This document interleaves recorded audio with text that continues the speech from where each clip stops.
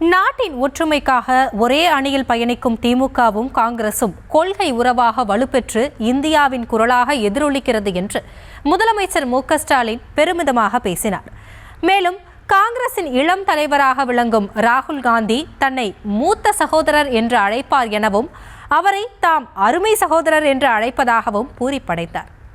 நாட்டுடைய நன்மைக்காக, நாட்டினுடைய நலனுக்காக, தமிழ்நாட்டினுடைய வளர்ச்சிக்காக, அதையும் தாண்டி இந்திய நாட்டினுடைய ஒற்றுமைக்காக ஒரே அணியில அதே சிந்தனையோடு நாம் பயணித்துக் கொண்டிருக்கிறோம் என்பதுதான் குறிப்பிடத்தக்கது.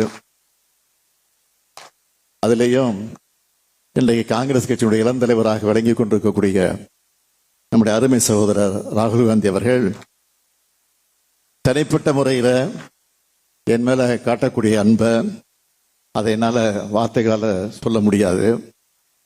மற்ற அரசியல் கட்சி தலைவர்கள் எல்லாம் நான் பேசுகிற போது, விழிக்கிற போது யாரையும் சகோதரர் என்று நான் சொன்னது கிடையாது. ஆனால் ராகுல் காந்தியை பற்றி மட்டும் விழிக்கிற போது அருமை சகோதரர் என்று நான் சொல்லுவது. காரணம் என்னன்னு கேட்டீங்கன்னா, அவர் என்ன அண்ணன், மூத்த அண்ணன்.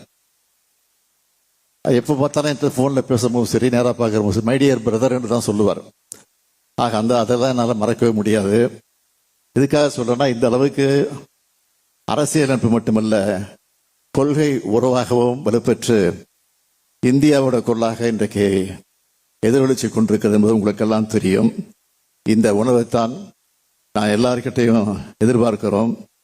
தனி மனிதர்களுடைய நலனை விட நாட்டினுடைய நலன்தான் முக்கியம் என்ற வந்த உணர்வோடு அந்த நட்புறவு இன்றைக்கு தொடர்ந்து கொண்டிருக்கிறது.